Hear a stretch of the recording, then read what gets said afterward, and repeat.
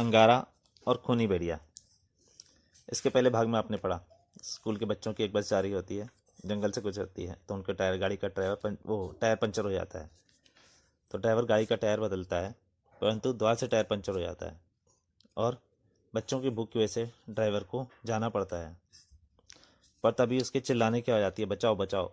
तो उसकी आवाज़ सुनकर ड्राइवर साथ उसका क्लीनर दोनों साथ साथ शायद बच्चों को देखने आते हैं, परंतु उनमें से कोई भी वापस नहीं आता है। जो बच्चों के साथ मैडम बस में ही रह जाती हैं। बस में बैठे बैठे उन्हें रात हो जाती है, पर तभी बस के बाहर आवाज़ होती है, ठक ठक। अब इतना भाग आपने पिछली कहानी में पढ़ा, अब उससे आगे। पर दोस्तों, अगर आपको कहानी का मजा लेना है तो पिछली कहानी का भाग आपको जरूर पढ़ना पड़ेगा, तभी आपको पूरा मजा आएगा। अब उससे आगे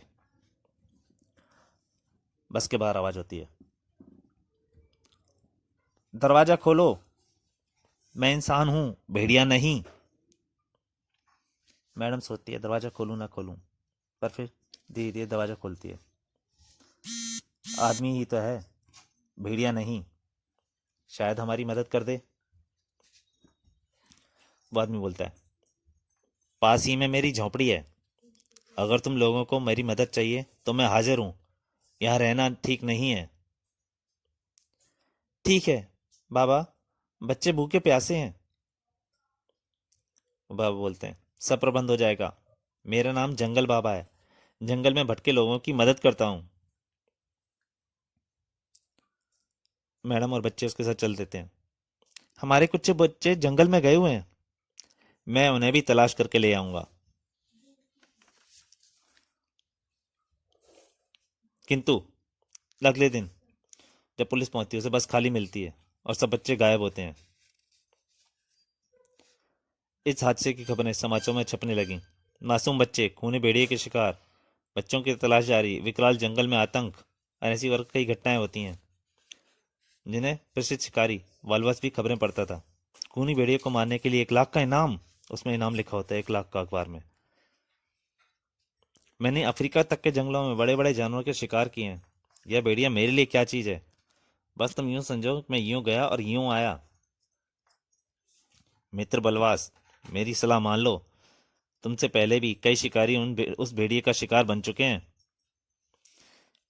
लेकिन मैं इस पर लगा इनाम खोना नहीं चाहता। इस भेड़िए के लिए मेरी एक गोली ही काफी होगी। अगले दिन शिकारी बलवास विकाल जंगल के लिए चल पड़ा। वह बस इसी जगह खड़ी थी, बच्चे यहीं से गायब हुए हैं। किसी का रुमाल, वे इसी तरफ गए होंगे। बलवास ने सारा जंगल खान मारा, किंतु भेड़िया कहीं नहीं मिला। इस किस्म के दरिंदे दिन में सोते हैं और रात को हमला करते हैं, मुझे रात का इंतजार करना पड़ेगा, ऐसा सोचा। और ढूंढने के लिए किसी सुरक्षित बलवास किसी उच्च जगह की तलाश में चल पड़ा, जहां रात को ठहरा जा सके। तभी उसे वो झोंपड़ी दिखाई देती है जंगल में। अरे जंगल में ये झोंपड़ी! वो झोंपड़ी के दरवाजे पर पहुंचता है। कोई है इस झोंपड़ी का मालिक? परंतु कोई आवाज नहीं आती। तब बलवास ने झोंपड़ी में कदम रखा। बलवास ने झोंपड़ी में कदम रखा। हैं? ये कौन है, सो रहा है? उसने सोते हुए उसी जंगल बाबा को देखा वहां पे। मुझे तो यह कोई अंगड़ बाबा लगता है, इसकी निद्रा में खलल डालना नहीं चाहिए, लेकिन यह जगह मेरे लिए उपयुक्त है। और बलवास झोंपड़ी में बाहर आकर बैठ रहा। जब अंधेरा हो गया रात को, ओगड़ बाबा जाग रहा है, आ करके उसने बासी लेके जगा। तब बलवास उसके सामने आ गया। तुम कौन हो, इस झोंपड़ी में कैसे आए? मेरा नाम बलवास है, मैं एक शिकारी हूँ और खूनी भेड़िए को मारने आया हूँ। उसने जंगल बाबा से पूछा, आप कौन है? जंगल बाबा, क्या आपने कभी उस भेड़िए को देखा है?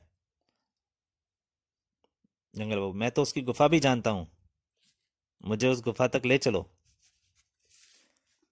जंगल बाबा से लेकर चल पड़ा अपने साथ। जंगल बाबा, क्या तुम्हें भेड़िया कुछ नहीं कहता?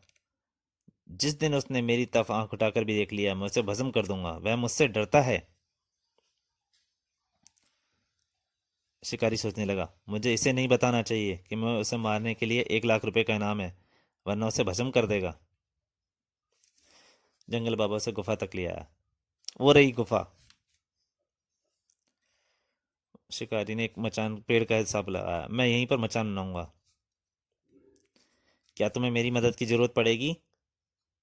नहीं। अब तुम जाओ। ठीक है, अगर तुम्हें मेरी जरूरत पड़े तो मुझे आवाज देना, मत भूलना। परंतु अगले दिन शिकारी बलवास की लाश मिली। इस तरह वारदातें होती रहीं तो यह भेड़िया कौशाम्बी शहर ही खाली कर देगा। इसे आर्मी के हैंड ओवर कर देना चाहिए।